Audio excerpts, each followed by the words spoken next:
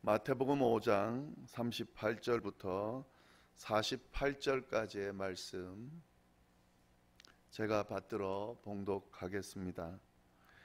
또 눈은 눈으로 이는 이로 갚으라 하였다는 것을 너희가 들었으나 나는 너희에게 이르노니 악한 자를 대적하지 말라.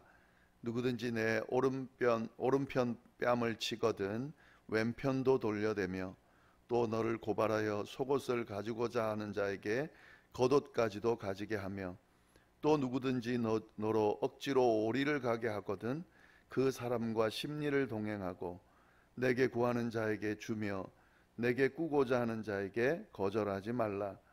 또 내 이웃을 사랑하고 내 원수를 미워하라 하였다는 것을 너희가 들었으나 나는 너희에게 이르노니 너희 원수를 사랑하며 너희를 박해하는 자를 위하여 기도하라.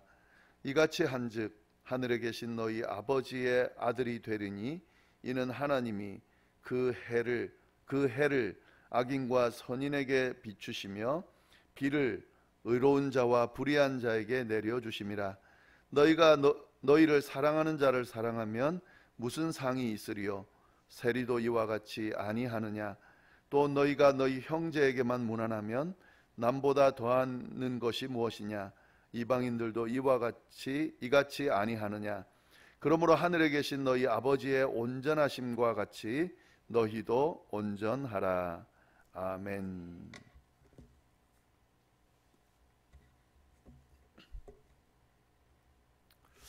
네, 저희가 지금 마태복음 특별히 산상보험 말씀을 쭉 살펴보고 있는데요. 율법에 대한 예수님의 생각이 어떠한지에 대한 내용이 지금 나오고 있습니다. 예수님께서 오셔서 가르쳐주는 그 가르침이 어떤 모습으로 봐서는 굉장히 새로운 그런 계명을 가르치는 것처럼 그렇게 보였습니다. 그러다 보니까 이 사람들이 구약 시대에 있던 율법, 또 구약의 성경 말씀을 마치 다 없애고 새로운 가르침을 주는 것이 아니냐라고 하는 그런 오해를 하게 됐습니다. 그에 대해서 예수님께서는 분명하게 이야기하십니다. 나는 율법을 폐하러 온 것이 아니라 완성하기 위해서 왔다. 완전하기 위해서 왔다. 구약의 말씀을 내가 다 없애려고 온 것이 아니라 도리어 그 구약의 말씀을 완전하게 하기 위해서 왔다라고 하는 말씀을 명확하게 해 줬습니다. 그러면서 구체적으로 예를 들면서 구약의 계명들, 율법들을 하나하나 언급하면서 그것이 가지고 있는 의미, 또 그 의미 안에 담겨져 있는 진짜 내용, 그것을 이야기하시면서 율법을 재해석해서 알려주고 계십니다. 그래서 쭉 지금 그 내용을 살펴보고 있는데요. 살인에 대한 계명을 언급을 하셨고, 또 간음에 대한 내용을 언급하셨고, 이혼에 대한 내용도 언급하셨고, 맹세에 관한 계명 언급하시면서 예수님께서 이 계명을 어떻게 이해하시는지를 이야기해 주셨습니다. 오늘 본문은 그 연장선상 안에 있는데요. 오늘은 복수에 관한 계명, 구약의 계명을 어떻게 예수님이 이해하시는지, 또 원수에 관한 계명을 어떻게 이해하시는지에 대한 내용이 나오고 있습니다. 먼저 복수에 관한 계명을 좀 언급을 하면은요, 38절에 보면 이런 내용이 나옵니다. 또 눈은 눈으로 이는 이로 갚으라 하였다는 것을 너희가 들었으나. 구약의 계명에 보면은, 율법에 보면은 이런 복수에 관한 계명이 있는데, 눈은 눈으로 이는 이로 갚으라 하였다는 것을 너희가 들었다. 이 법은 동형 복수법이다 이렇게 표현하기도 하고요, 동해 보복법이다 이렇게 지금 설명하기도 하는 그런 율법인데요. 출애굽기 21장 24절에 나오고, 레위기 24장 20절에도 나오고, 신명기 19장 21절에도 나오는 율법 계명입니다. 눈은 눈으로 이는 이로 갚으라 하는 계명, 이 계명은 이슬람이 아주 요즘 잘 지키는 계명입니다. 특별히 눈은 눈으로 이는 이로 갚으라 하는 이 계명을 요즘 이슬람에서 철저하게 지키면서 정말 이렇게 지금 하고 있거든요. 근데 이 계명은 성경에만 나오는 계명은 아니에요. 하나님께서 주신 계명이긴 하지만 이 계명이 가장 이 세상에서 오래된 법전이 있는데요. 그게 함무라비 법전인데, 이 함무라비 법전은 성경보다 훨씬 전에 기록된 그런 법전입니다. 거기에도 보면 이 동해보복법, 눈은 눈으로 이는 입으로 갚으라는 그런 의미의 계명이 나옵니다. 이 이해를 좀 잘할 필요가 있는데요. 이슬람이 지금 눈은 눈으로 이는 이로 갚으라고 하는 이 계명을 철저하게 지키는 모습을 보면 굉장히 안 좋은 법이라는 것을 좀 저희가 느끼게 됩니다. 그걸 성경이 이야기했구나, 이렇게 이해할 수도 있다 하는 거죠. 그러나 그 내용과 성경이 이야기하는 이 계명과는 좀 다릅니다. 그 의미를 좀 잘 알 필요가 있는데요.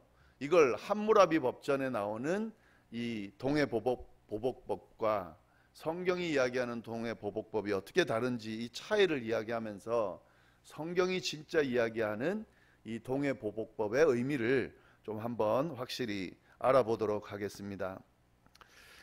이 함무라비 법전에 나오는 그 눈은 눈으로 이는 이로 갚으라, 물론 눈은 눈으로 이는 이로 갚으라고 돼 있지는 않아요. 이런 의미의 계명들이 있다는 건데요. 이때 그 중요하게 생각해야 될 부분은 뭐냐면요, 피해자가 가해자에게 하는 법입니다. 이게 계명입니다. 그러니까 피해를 받은 사람이 피해를 가한 그 사람에게 어떻게 하는지, 그러니까 복수의 개념이 아주 강한 거죠. 받은 만큼 복수해 주라, 이런 의미예요. 내가 이걸 받았으면 꼭 이만큼은 복수해 줘야 된다라고 하는 그런 의미의 계명입니다. 그런 의미가 강합니다. 그런데 여러분, 성경이 이야기하는 눈은 눈으로 이는 이로 갚으라는 이 계명은 사실 복수의 개념이긴 하지만 그렇게 피해자가 가해자에게 복수해라라고 하는 그런 계명은 아니다는 사실에 좀 우리가 잘 주목할 필요가 있다 하는 거죠. 이건 도리어 가해자가, 그러니까 피해를 입힌 사람이 피해자에게 보상하는 규정의 의미가 더 강합니다. 그러니까 이 가해자가 어떤 잘못을 하면 그 피해를 준 만큼 보상해 줘야 된다라고 하는 그런 의미가 굉장히 이 안에 많이 담겨져 있다 하는 거죠. 그러니까 복수해라, 받은 만큼 복수해라 하는 의미는 약하다 하는 거죠. 그리고 피해자가 만약에 피해자 입장에서 가해자에게 이런 동해보복법의 계명을 적용한다고 했을 때는 과하게 적용하지 말라는 의미가 담겨져 있습니다. 그 무슨 말이냐면요, 눈에 대해서 피해를 받았는데 눈이 더 나가서는 생명을 해야 하는 그런 복수를 하면 안 된다라고 하는 그런 의미가 더 강하다 하는 거죠. 받은 만큼만 복수해야지, 받은 만큼만 줘야지, 그거 이상으로 감정이 격해져 가지고 그렇게 복수하는 그런 모습으로 가면 안 된다 하는 그런 의미의 계명이다 하는 거죠. 그런데 이 율법을 서기관과 바리새인은 어떻게 적용했냐면 함무라비 법전에 나오는 그런 의미로 적용을 한 거예요. 그러니까 받은 만큼은 꼭 돌려줘야 되고, 그리고 개인적으로 꼭 복수해야 된다, 이렇게 이야기하고 있다 하는 거죠. 예수님은 이런 서기관과 바리새인의 해석을 잘못됐다고 지적하면서 진짜 이 구약에 나오는 동해보복법의 의미를 다시 회복시켜 주셨다 하는 거죠. 가해자 입장에서 잘못한 것이 있으면 그만큼 보상해 줘야 된다는 의미를 부각시켰고요.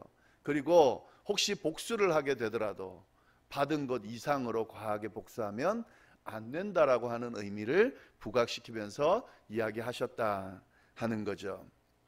그런데 예수님은 여기서 머물지 않고 진짜 이 법이 가지고 있는 진정한 의미, 그 의미를 확대해서 해석하면서 진짜 이 율법이 갖고 있는 의미를 적용하고 계십니다. 그 내용이 뭐냐면 39절에 나옵니다. 눈은 눈으로 이는 이로 갚으라 하였다는 것을 너희가 들었으나 나는 너희에게 이르노니 악한 자를 대적하지 말아라. 이게 예수님이 이야기하는 이 율법이 가지고 있는 진짜 의미를 적용해서 해석하는 겁니다. 아예 악한 자를 대적하지 말라고, 복수하지 말라고 이야기를 하신다 하는 거죠.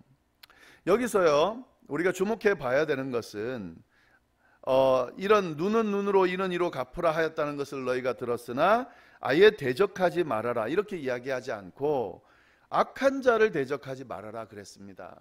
심지어는 악한 자의 행동이라 할지라도 대적하지 말아라, 보복하지 말아라 이렇게 지금 이야기하고 있다 하는 거죠. 그러면서 그 의미가 뭔지를 자세하게 설명해 줍니다. 뭐라고 나오냐면 이렇게 돼 있어요. 내 오른편 뺨을 치거든 왼편도 돌려대라. 여러분이 오른편 뺨을 친다라고 할 때 이 의미를 좀 잘 알아야 되는데요. 이건 굉장히 지금 모욕적인 행동을 한 것을 이야기합니다. 이게 무슨 말이냐면요. 손등으로 뺨을 치면은 굉장히 모욕적인 그런 그 행위였다. 그 당시는 그랬답니다. 그러니까 그렇게 뺨을 칠 때도 손바닥으로 치는 것과 손등으로 치는 것이 완전히 모욕하는 것이 강도가 다르다는 건데요. 특별히 손등으로 뺨을 치면은 이건 굉장히 모욕하는 행위다 하는 거죠. 그래서 이 부분에 대해서 갚아줄 때는 2배로 갚아야 될 정도로 그렇게 모욕적이다 하는 거죠. 그럼 오른뺨을 쳤다는 말은 보통 오른손잡이가 오른뺨을 치려면 칠 수가 없죠. 그럼 오른뺨을 쳤다는 것은 손등으로 쳤다는 그런 의미가 되는 겁니다.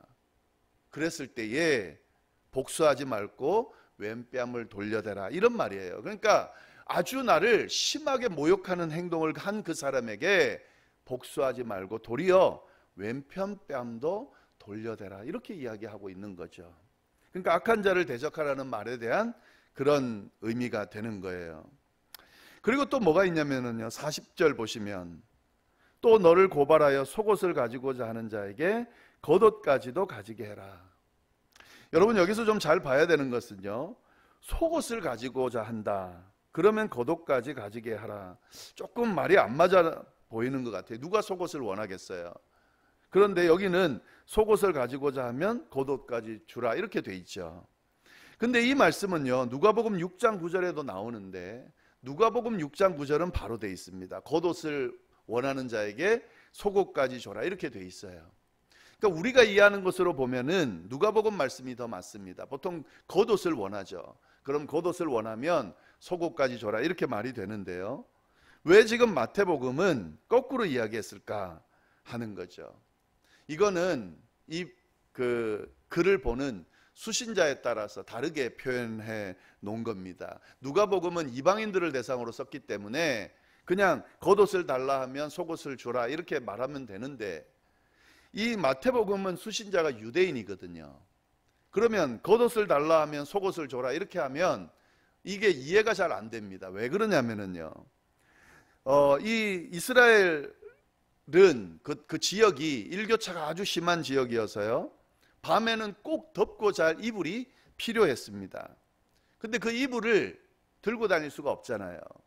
그래서 이불로 쓰기 위해서 항상 겉옷을 이불처럼 들고 다녔다 하는 거예요. 그래서 이스라엘의 옷은 통으로 돼 있습니다. 겉옷이. 그래서 바로 덮을 수 있게끔, 이불로 쓸 수 있게끔 통으로 돼 있어요. 그러니까 이 겉옷이라고 하는 것은 너무너무 중요한 거죠.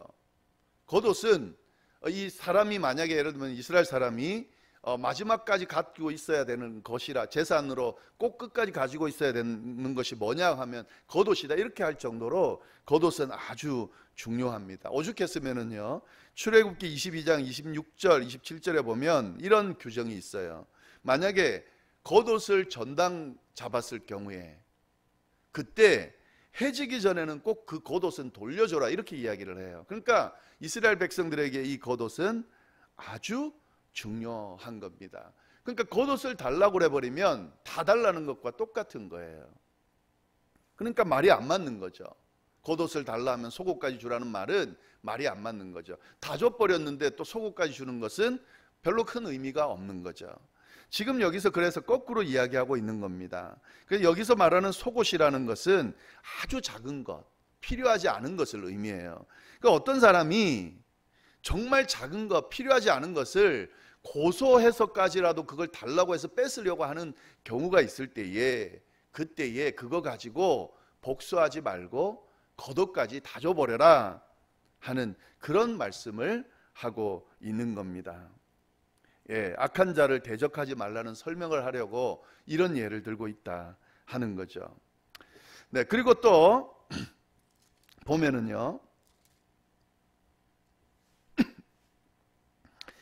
41절 보면은 또 이렇게 돼 있습니다. 또 누구든지 너로 억지로 오리를 가게 하거든 그 사람과 심리를 동행해라. 이건 또 무슨 말씀이냐? 이 당시에 지금 로마의 속국이었잖아요. 로마 군인들에게 주어진 특권이 있었는데, 그게 뭐냐면 어떤 짐을 가지고 가다가 자기가 너무 무거워서 또 하기 싫어서 그 짐을 누군가에게 맡기고 싶을 때 그냥 누구든, 유대인들 누구든, 유대인뿐만 아니라 이 로마의 속국에 있는 그 백성들은 누구든 붙잡아 놓고 그 짐을 지고 갈 수 있게 맡길 수 있는 그런 권한이 있었어요. 근데 그 거리가 오리입니다.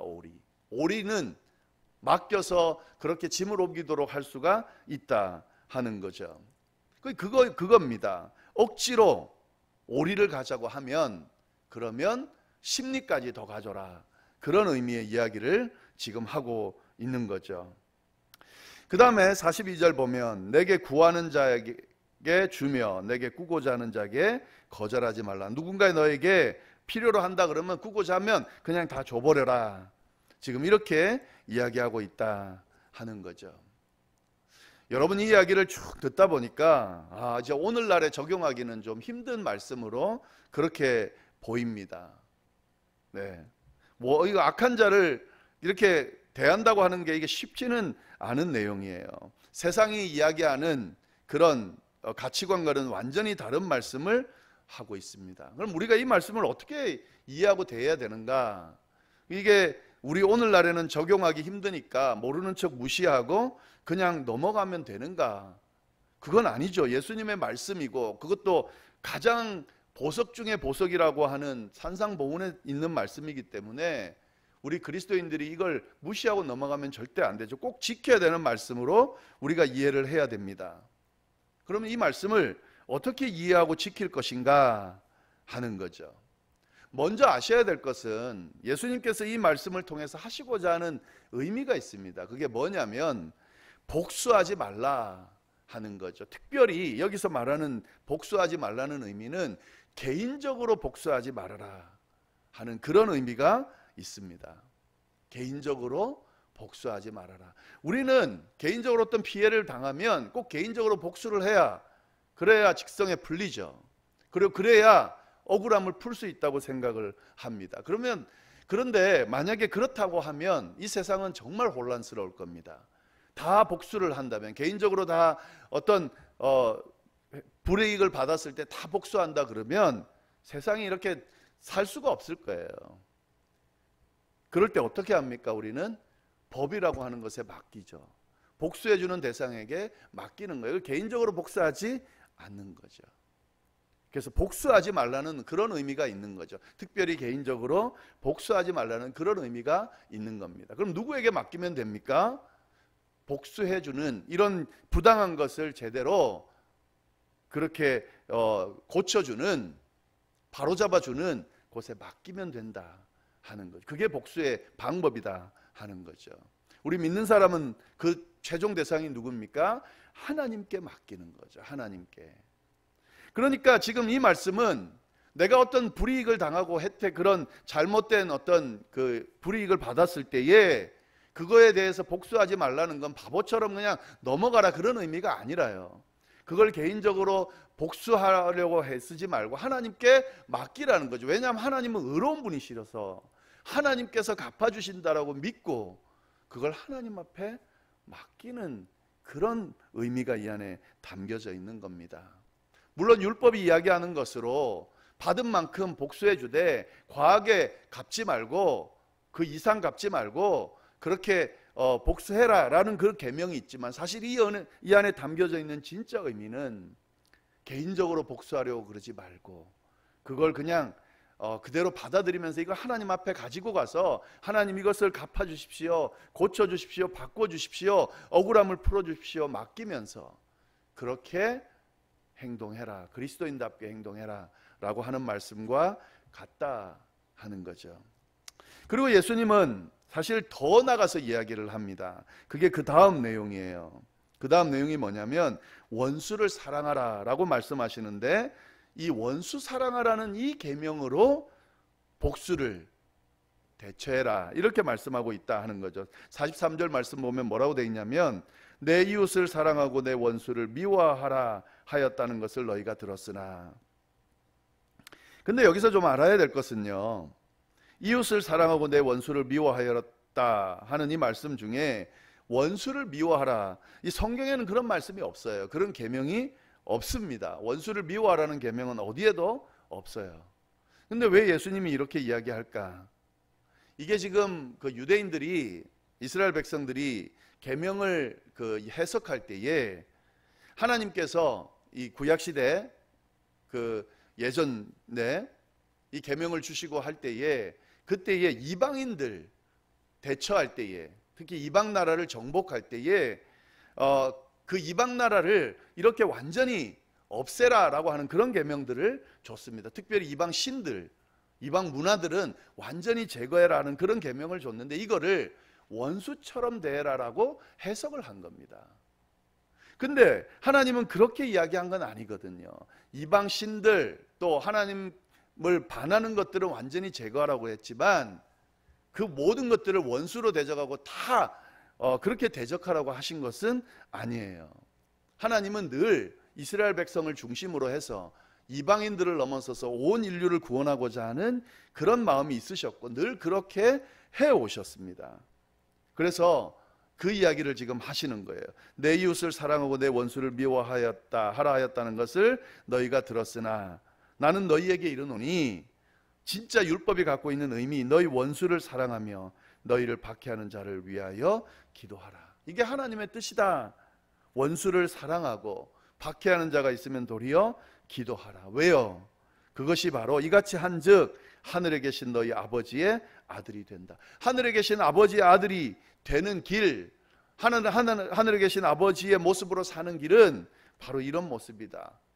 왜냐하면 하나님이 그렇게 하셨기 때문에 그렇다 하는 거죠. 그러면서 이야기합니다. 하나님이 해를 악인과 선인에게 비추고 비를 의로운 자와 불의한 자에게 내려주셨다.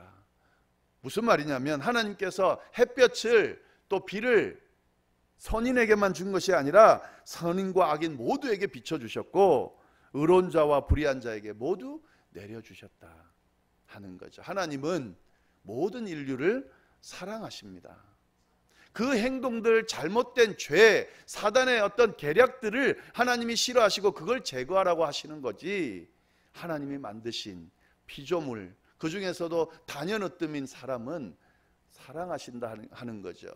하나님은 그래서 모든 사람들에게 공평하게 햇볕을, 비를 내려주신다라고 하는 사실, 그러니까 하나님의 아들이라면 그 안에서 그 하나님처럼 행동하는 것이 중요하다 하는 거죠. 이런 이 계명을 예수님이 지키기 위해서 이 땅에 오셨고 결국에 지키셨습니다. 예수님은 모든 인류를 위해서 십자가를 지셨어요. 이 차이는 어디서부터 결정이 나냐면 예수님은 모든 인류를 위해서 십자가를 지시고 모든 인류의 죄를 대속하여서 십자가를 지셨어요. 여기까지는 모두가 다 해당이 됩니다.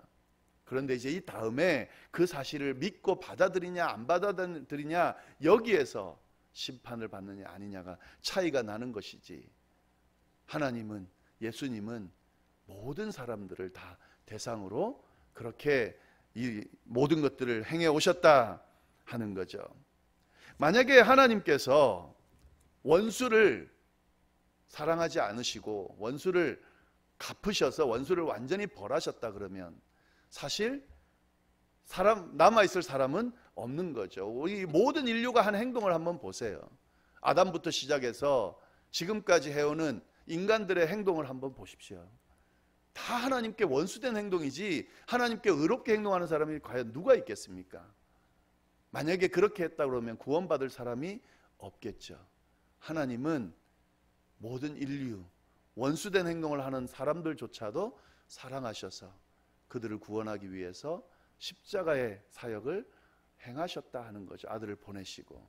그래서 모든 인류가 구원의 대상이 될 수 있었다 하는 겁니다. 하나님처럼 하나님의 마음 안에서, 뜻 안에서 살려는 그리스도인이라면, 예수님께서 행하신 그 행적대로 살아가려는 그리스도인이라면, 지금 이 말씀에 귀를 기울이고 지키기 힘든 말씀은 분명하지만 지켜야만 하는, 따라야만 하는 말씀이라는 사실도 우리가 기억할 필요가 있습니다. 우리가 가지고 있는 연약한 모습으로는 이 말씀 실천할 수가 없죠. 그러나 하나님께서 베푸신 그 은혜 때문에, 예수 그리스도를 통해서 주신 그 십자가의 은혜 때문에 그거 생각하면서 우리도 그 길을 따르는 거죠. 원수가 있습니다. 우리를 대적하는 사람들이 있어요. 우리에게 해를 끼치는 사람들이 있습니다. 악한 일을 행하는 사람들이 있어요. 그리고 그 사람들을 복수해주고 그 사람들이 행하는 것에 대해서 대가를 치러줘야 직성이 풀리고 화가 풀릴 것처럼, 억울함이 풀릴 것처럼 그런 생각이 듭니다. 우리는 인간의 모습이 그래요. 그러나 우리가 그리스도인이라면 그렇게 하면 안 된다 하는 거죠. 하나님의 말씀에 귀 기울일 필요가 있습니다. 우리가 그들을 대적하기보다는 사랑하고 그들을 위해서 기도하는 거죠. 그리고 그 모든 억울함을 하나님께서 풀어주실 것이라 믿고 우리는 그리스도인답게 살아가는 거죠. 사실 우리의 기도 제목 속에 빼놓지 않고 해야 될 기도 제목이 있습니다. 원수를 사랑하는 그런 은혜를 달라고. 우리가 그렇지 못하지만 우리 원수를 사랑하셔서 우리를 구원하신 그 은혜 받은 사람답게 우리도 그렇게 그리스도인답게 살아가게 해달라고, 주님이 그렇게 이끌어 달라고 그렇게 기도하는 내용이 평생 주님 앞에 설 때까지 있어야 된다 하는 거죠. 네, 오늘 말씀 아마 들으시면서 또 보시면서 각자 느끼는 점이 있을 텐데 잘 마음속에 좀 새기면서 그 말씀 우리의 삶 속에 적용하면서 그렇게 그리스도인답게 살아가는 우리 모두가 될 수 있기를 바랍니다. 기도하겠습니다. 하나님 아버지 감사합니다. 주님께서 주신 말씀, 산상보훈의 말씀, 특별히 율법 계명을 하나님 예수님께서 해석하신 그 말씀 저희가 듣고 또 하나님의 음성 마음을 깨닫게 하시니 감사합니다. 오늘날의 세상 가치관으로는 또 우리의 생각으로는 쉽게 받아들이고 행동할 수 없는 그런 말씀이지만 우리가 하나님의 자녀고 하나님의 아들이면서 또 그리스도인이기 때문에 주님의 마음 뜻을 헤아리고 예수 그리스도께서 걸어가신 그 길을 가야 하는 존재이기 때문에 이 말씀을 아멘으로 받고 또 이 말씀대로 살아가기를 간구하면서 또 그렇게 마음먹게 하시니 감사합니다. 하나님 지켜주셔서 원수를 사랑하는 그 마음, 우리를 핍박하고 우리를 박해하는 자들을 위하여 도리어 기도하면서 그 모든 것들을 갚아주실 주님을 신뢰하면서 그렇게 오늘 우리에게 주어진 삶을 살아가는 저희 모두가 될 수 있도록 인도하여 주옵소서. 오늘 하루도 이번 한 주도 잘 마감하게 하시고 그리고 내일 거룩한 주일 잘 준비해서 하나님 앞에 온전한 모습으로 예배드릴 수 있도록 주여 역사하여 주옵소서. 감사드리며 이 모든 말씀을 살아계신 예수님의 이름으로 기도드립니다. 아멘.